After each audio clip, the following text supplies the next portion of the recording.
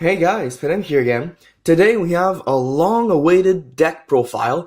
It's something that doesn't happen very often on this channel, but this deck has been tested and tested and tested, and it's been doing very well.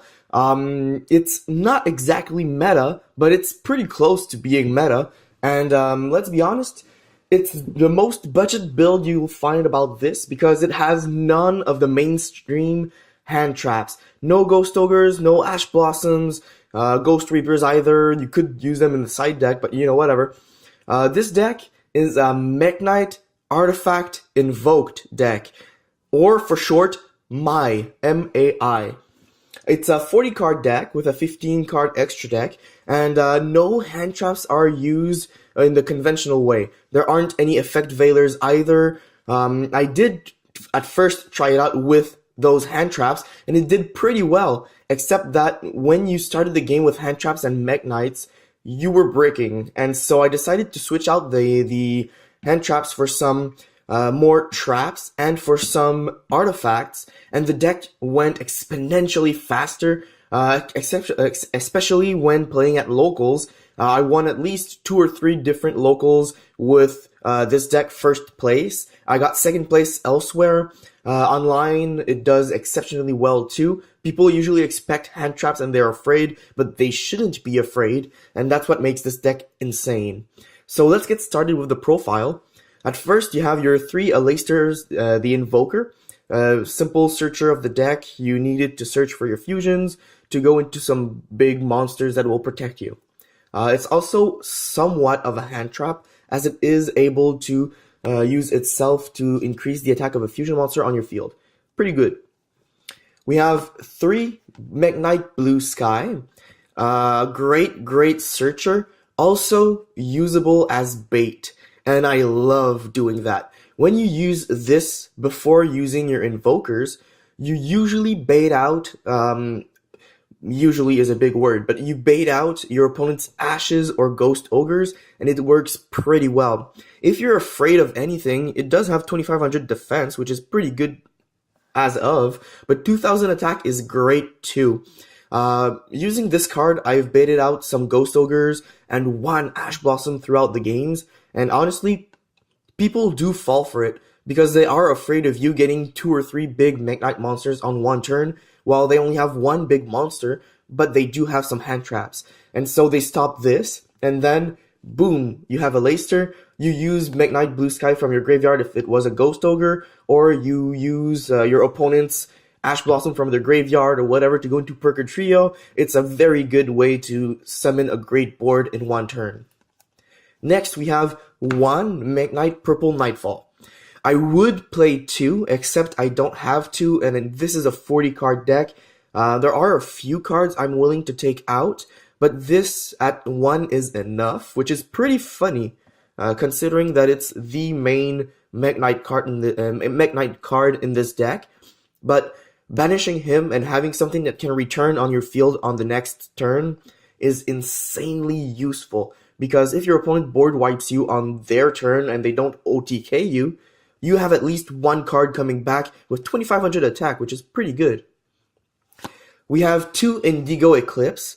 This is awesome. It's a 24 attack beat stick that can move your Mekk-Knights to different zones. So if your opponent, let's say you have these 2, and your opponent has 1 column with 2 cards, and you have 1 column over here with 2 more cards. You can do something very easy. Just 1 column with 2 cards actually would work, because you summon Indigo, move it columns, special summon this guy, use him to search for Blue Sky, special summon Blue Sky in the same column, and now you get to search. But since you only have 1 of these, you don't care if your opponent has 1 or 2 cards in their column, and if you have 1 and they have 1, you can still do this and search for another Indigo. So you get some stuff for your next turn. So, I mean, it does work very well. It would be more interesting if you had 2 Purple Nightfalls, but it works very well this way too. Now we go into the Artifact engine, the last engine for monsters. Moraltak is back at 3, I believe, on the ban list, but only playing 2 is enough. You don't want to have only artifacts in your hands. They are insanely powerful in this deck because you rarely brick with artifacts. You only play 5 artifact monsters in here and 3 of the trap. And basically, if you have Mekk-Knights in your hands and artifacts, well, you're good because your opponent has 1 card in their column. They don't expect you to set an artifact and special summon your Mekk-Knights. So basically, you get some bait, you get some bluff. So if your opponent does destroy them using Twin Twisters or whatever, you're using their resources and they are losing from it. And it also allows you to recycle, not to recycle, but to summon your Mekk-Knights. And since they're light, you can use them for your Aleister's Mekaba's Invocation. So that is a very good card in here.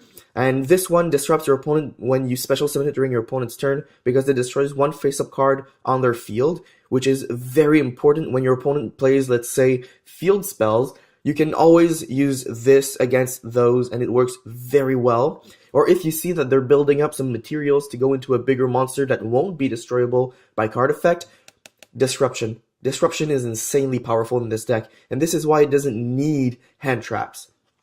So 2 of these, and 3 Sights. Sight is awesome. It's got 2200 attack, which is very decent, but also it stops your opponent from using their extra deck, and that is a very important part of most of the decks nowadays.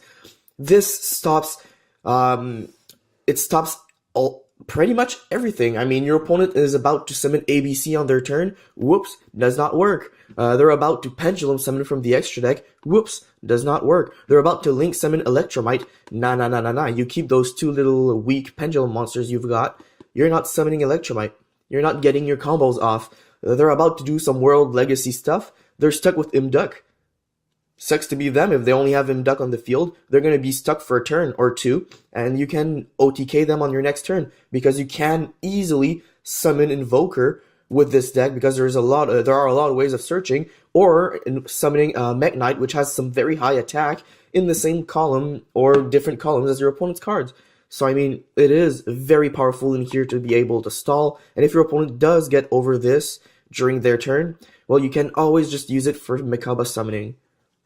We have 1 final artifact. I think I've said 5, but you're using 6 basically. But this one is it's expandable. You know, you're not necessarily going to have to use this. If you get another purple Nightfall, switch this out in case. But you know, this is a very good way to not brick with artifacts.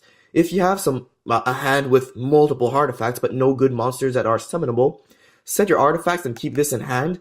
This is somewhat the closest thing to a hand trap you'll have.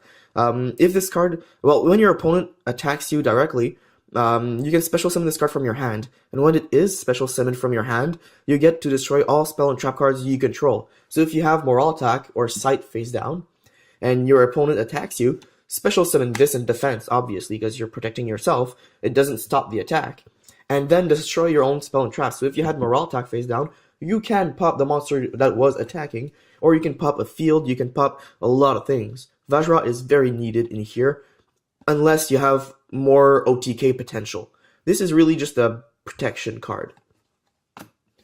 We have 2 invocations, because 3 would be bricky. It happened to me a few times where I started the game with 1 invocation and an Aleister, and sometimes you summon an Aleister, the opponent ashes it because they don't want you to go into invocation and into Mekaba or whatever, and then you just have your invocation from your hand, so you know your opponent wasted 1 card, but also you know they can't use any more ashes that turn. And that's why this card, even if you draw 2 sometimes, or even if you draw 1 and you could search for a second one, having 2 is good because you can bait out stuff.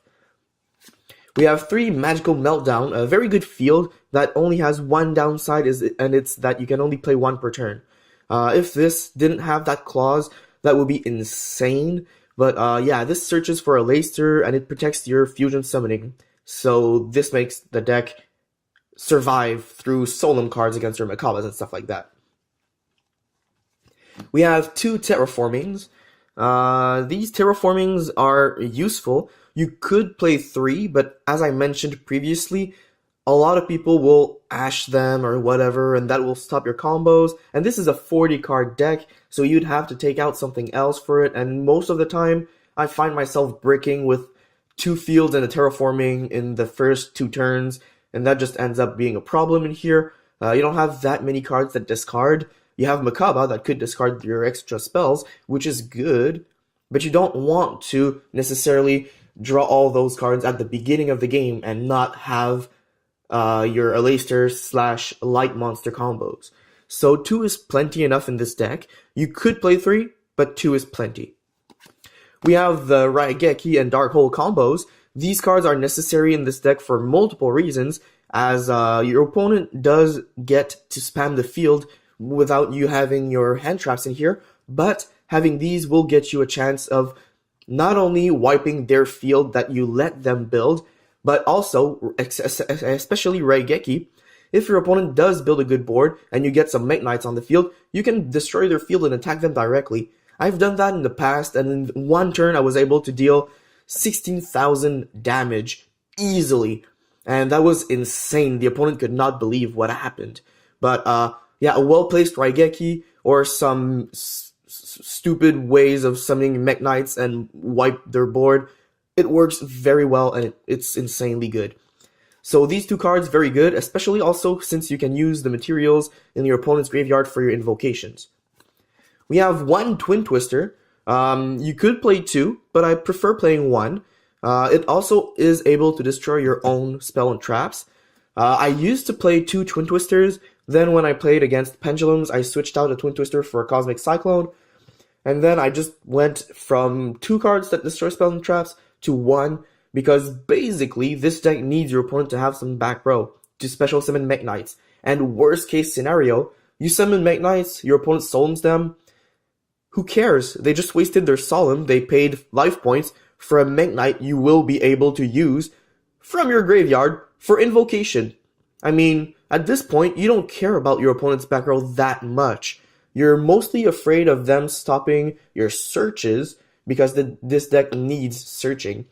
But yeah, Twin Twisters is a very good card in here. I play 1, you can play 2, you can switch out for Cosmic Cyclones if need be, but this also destroys your back row and it gives you cards in the graveyard for your invocation, so it's not that bad.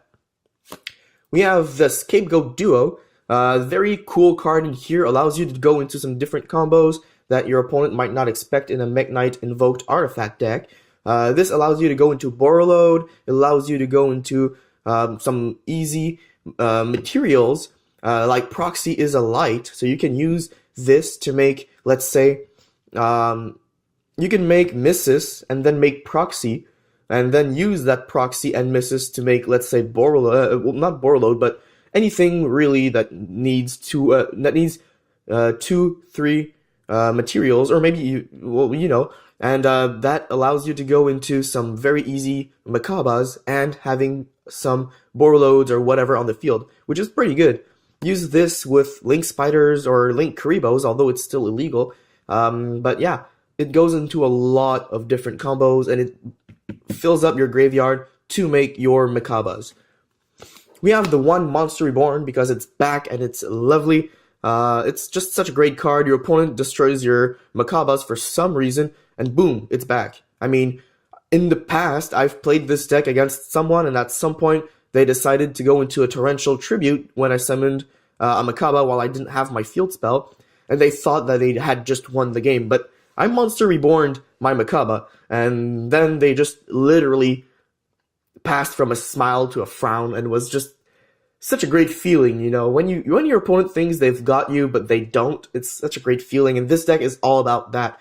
You're here to spam the board with big monsters and make your opponent suffer, because after Monster Reborn, those are all traps. And you do have the artifacts too, and I mean, this deck is meant to stall and fill the board so you can special summon your Mekk-Knights even if your opponent does not have a field. That is the main purpose of this deck.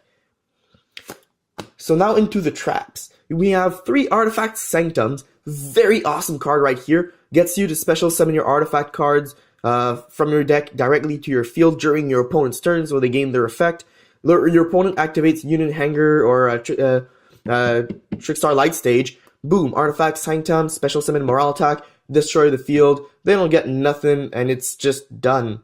They can't play another Union Hanger. They can't play another, let's say, Magical Meltdown. They could play another Light Stage, but if they searched it, for some reason, they won't get anything after, so that's pretty good. You can also use this as bait, because if this card is destroyed by an opponent's card, you can target one card on the field and destroy that target.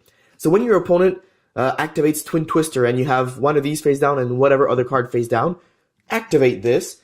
Not only do you get a special summon, but since your opponent destroys it, that means that you get the destruction too, and that's pretty insane. It won me a couple games, and it's very awesome when it happens because your opponent is just mad, and the next round after, they don't even dare destroying your back row, and that's when you get off, because, you know, when your opponent doesn't destroy your back row, you can use your back row, and that's what this deck is all about, using your cards to make your opponent pay. So 3 Sanctums, very powerful card in here. You skip your battle phase the turn you activate this, so please try to use it during your opponent's turn, but then again, sometimes you need to stall during your own turn too, and that's a good way to do it too. We have Storming Mirror Force, because this gets you to be able to destroy your opponent, to get rid of your opponent's monsters that are stronger than your 2500 attack limit in your main deck. You can get to 35 with Mekk-Knight, but then again, you're using your Aleister and you won't have any cards in your hand afterwards, usually. So Mirror Force, very good card in here. When your opponent has cards that can't be destroyed by battle or card effects, this returns to the hand, so it's pretty good for that. And also, it fills your board, which means you can use this as a set card in a row your opponent has one card, and then you can summon your Mekk-Knights. So very good card in here. Dimensional Prison, a card I used for the same purpose as Storming Mirror Force, but sometimes your opponent just summons cards that they want to get back in their hand for some reason, or they don't mind getting it back to their hand. Banishing it is a good way to do that. You get rid of their recycle ability, and this is pretty easy to use.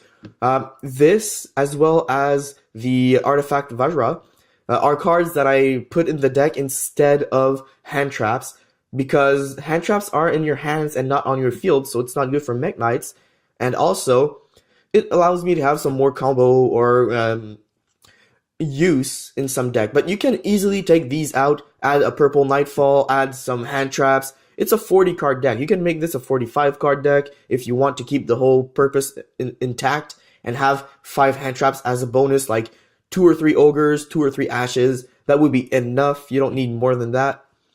We have 1 Lost Wind for the same reason as the previous cards, but also this stops your opponent from using effects from special summon monsters. It halves their attack, and if your opponent summons a monster from their extra deck again, you can set this in the same column, and on your turn you can special summon your Mekk-Knights. So Lost Wind, a very good card for that, because you get to use it and recycle it in a zone of your choice, which allows you to summon your Mekk-Knights so much more easily. We have the Bottomless and Torrential Tribute combo, because these are necessary. They're both at 3, but you only need to play 1. Honestly, this gets rid of very powerful monsters once in a while, and Pendulum Summoning, then banishing those monsters, they'll get mad, and that's the whole purpose of this deck. Torrential Tribute is just a good way to board wipe and get some materials in the graveyard. You don't mind Torrential Tributing your own Mekk-Knight, because usually you have a Aleister in your hand who will be able to make another Mekk-Knight next turn. Usually that's how it goes. I've done it in the past, and sometimes your opponent ashes the Aleister to recycle, and then you're stuck. But then again, you don't necessarily mind, because you usually have some Mekk-Knights or some artifact or some back row to protect yourself. So these are very good. And then you have the Sullen package. 2 strikes, 1 judgment, and 1 warning. These cards, well, this is in French, but Sullen warning is avertissement divin in French.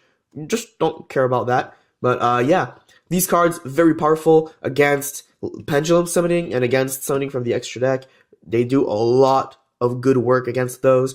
Sullen strikes even work on Monarchs that use their effects. And when your opponent summons an ABC, Buster Dragon or Dragon Buster, whatever the name is, Sullen striking it, your opponent gets mad because they can't recycle their materials, and then they just lost their big monster they worked hard on getting. So I mean, Sullens are just necessary in this deck. It also fills up your back row and allows you to summon your Mekk-Knights. So 40 card deck that easily can be pimped or switched. You could easily take this out. You could easily take these out. Even this if you don't want to use it. You could switch these out for some other things. If you prefer 2 bottomlesses, 2 torrentials, whatever, or more strikes, do it. It doesn't matter. This deck searches very fast. It's a fast-paced deck that could brick, but even when you brick, you usually have some stuff that your opponent will be afraid of, and you'll be able to disrupt their plays. And disrupting your opponent is how you win Yu-Gi-Oh! Nowadays. It's either you open big or you disrupt your opponent. That's the 2 ways of winning Yu-Gi-Oh! Nowadays, and this deck is capable of both. Let's go into our extra deck, and then I'll just go into a quick recap of decks I've faced off against and how you win against those, usually using this deck. So, 3 Mekk-Knights, because it's the main fusion you want to see. It's a 2500 attack monster with a great negating effect that also banishes the card you negated. And it's very important to say to your opponent, like if the opponent does not know Mekk-Knight's effect, that you banish the card you negated. It's a very important thing because sometimes your opponent will play cards that can recycle spell and traps, and if you negate a spell or trap, you want it banished. You don't want your opponent to recycle it, and it's even more important when you negate a monster, because your opponent can easily recycle monsters nowadays, and you have to banish those cards. You have 1 Raijin and 1 Purgatrio. Raijin isn't here mostly because some opponents play Draw and Lock, and Purgatrio is because of Ash. You don't play either of those, but you could add them also if you want to. Sometimes your opponent will play some wind monsters in general, just random stuff. I faced one person online who played Harpies. I don't know why they would play Harpies nowadays, but it is a pretty interesting deck. But whatever, I summoned Raijin against those, and well, that was game pretty much. There's the 1 Link Kuriboh that is still illegal, but it's such a great card I had to include it in here. You could easily replace it for 1 more Link Spider. You already played 2, you could play 3 if you want. But Link Kuriboh is very good in here. When your opponent uses, let's say, Ghost Reaper on Link Spider because they're afraid of you getting into your board loads, you have Link Kuriboh as an option. That's the main purpose of having Link Kuriboh in here. There's also the purpose of its effect being awesome in this deck, especially against opponent monsters that are just too powerful for your own. Stopping them for a turn or just lowering their attack is it's just awesome. Link Spiders for multiple reasons, but basically because scapegoats can go into Borreload using them. Mrs. Radiant for your scapegoats, also recycles some Link Spiders if you've already used them. Whatever, it does a lot. Proxy Dragon because scapegoats and light. You can do a lot of things with this deck. You don't go into your links very often. You usually go into your fusions, but you only need 5 fusions, maybe 6 if you want to play more Purgatrios and you add some Ash Blossoms into your own deck. But, I mean, usually you don't need that many monsters in the extra deck, so just putting a lot of random link monsters can give you some access to different combos you wouldn't have usually. But let's say you play Link Spider with Scapegoat, and then you put another proxy right here, and you put a Link Spider right here. Boom! You just got yourself a light monster in your grave, and a Borreload. Use these 3 to make Borreload, and boom! And you got a light monster, you just summon a Leister, and then bang! You go into your big combos, you know? It's just how the thing goes. It actually won me a game against a Red Eyes player, I think, at some point. I think it was Red Eyes, or was it Blue Eyes? The opponent had a monster with too much attack for me. It was a fusion monster, or an extra deck monster, whatever. I couldn't get over it. I went to Borreload, stole it, attacked, won. That's pretty much how the proxy combo goes. You got Gaia Saber again for your scapegoats, but also, you can use this with any monster at all. So you could use tokens, you can use your Leister, you could use your opponent's cards if for some reason you end up with them, your opponent's kaijus and stuff like that. Usually kaijus are stronger than Gaia, but sometimes you just want to get rid of the kaijus for multiple reasons. This is the way to go. We have 1 Mekk-Knight Spectrum Supreme. You rarely have the chance to go into it, or when you do have the chance, which happened maybe 2 or 3 times at locals, you usually just want to OTK and not go into this, because this card is great if you only have this or maybe 1 more card in the monster zones. You don't really want this and have a full board. You don't want this and a Mekk-Knight, let's say, because that won't work too well for you. But yeah, usually you don't need to summon this. But if you do summon it, good for you, and it's a light, so if your opponent stops it, you can go into a Mekk-Knight next turn, or in the same turn if your opponent sullened it. So it's not that bad.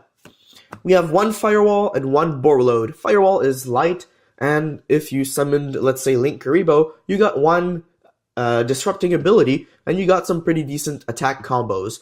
Borreload, just because you can get over some stuff, it's just a very easy to summon card in this deck using Scapegoat, or using the artifact, Mekk-Knight, whatever. It works pretty well.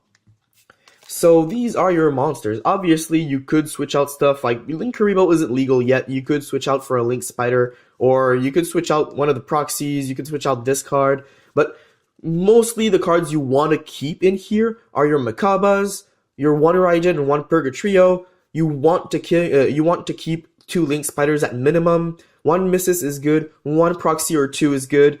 And these 2 cards are very awesome in here too. Gaia is a very decent option because it does not give your opponent a zone and it has good attack, but you don't need it.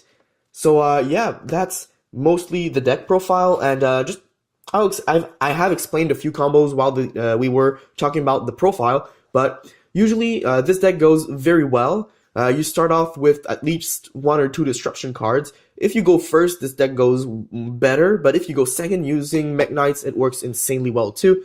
You don't have anything in your hand to disrupt your opponent, so you usually want to see your field spell and Mekk-Knight as soon as possible on the board, but you can also just use your artifacts, and it's pretty rare that when you use your artifacts, your opponent will sullen them, because, you know, you can't sullen strike a summon from the deck, it's inherent summoning, and, well, you get to disrupt your opponent, you get to summon a monster which can protect you, and it's just a very good way to stop your opponent from doing stuff. And if they just set their cards that go against summoning, well, they can't use them, and you just disrupt them, and, well, you don't need to summon next turn since you have a beater on the field.